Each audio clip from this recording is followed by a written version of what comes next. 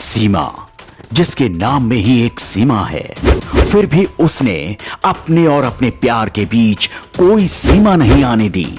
सीमा और सचिन के प्यार के किस्से आपके सोशल मीडिया पर दिख ही जा रही हैं।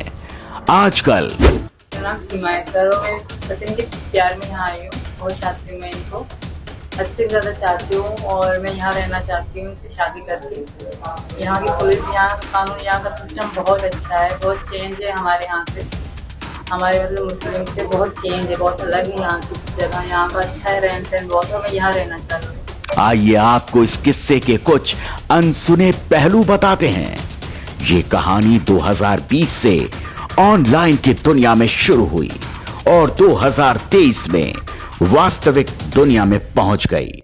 मतलब साफ है कि एक शादीशुदा महिला ने, जिसके 4 बच्चे हैं, फिर भी सचिन के प्यार में पड़कर भारत आ गई। एक और बात बता दें आप सबको, सीमा ने जब पहली बार सचिन के पास आने की इच्छा जताई तो वो बच्चों को छोड़कर आने की बात कह रही थी, लेकिन सचिन, जो कि मात्र 22 साल का है, उसने तुरंत मना कर दिया और बच्चों को साथ लाने को कहा। दोस्तों, ये हौसला, ये जज्बा और ये जिम्मेदारी सिर्फ भारतीयों के पास ही हो सकती है, जिसे सचिन ने दिखा दिया।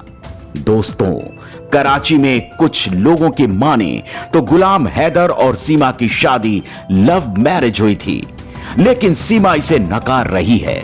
उसका कहना है कि गुलाम हैदर से नहीं, किसी और शख्स से प्यार किया था, मगर उससे मेरी शादी न हो सकी।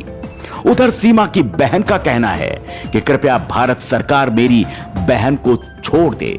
कुछ स्थानीय लोगों की माने तो सीमा की बहन और गुलाम हैदर की नजदीकियों के चलते 2018 में गुलाम हैदर और सीमा के बीच काफी बहस हुई, बात तलाक तक पहुंच गई।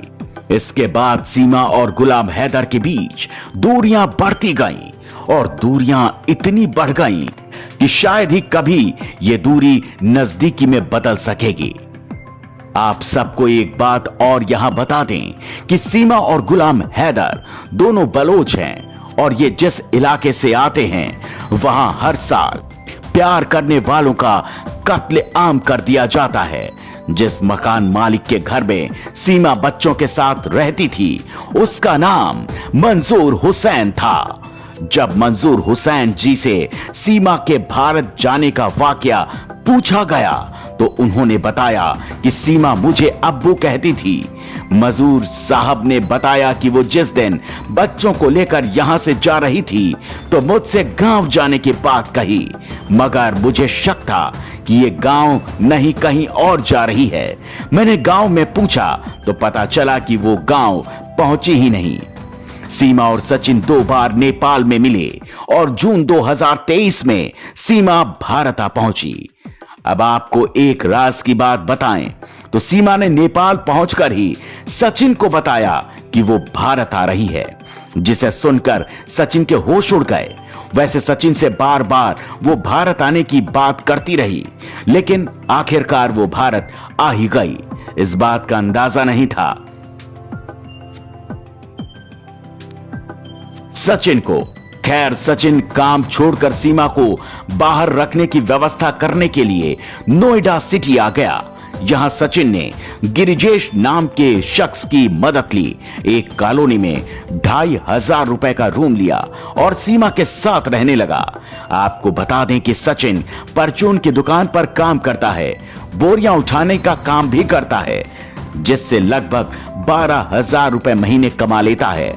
सचिन का परिवार बेहद गरीब है, उसके बावजूद भी सचिन को इस माहौल ने सभी को सोचने पर मजबूर कर दिया कि एक दैनिक दिहाड़ी मजदूर, उसके भी अपने सपने होते हैं और उस सपनों को पर लगते देर नहीं लगती। धन्यवाद।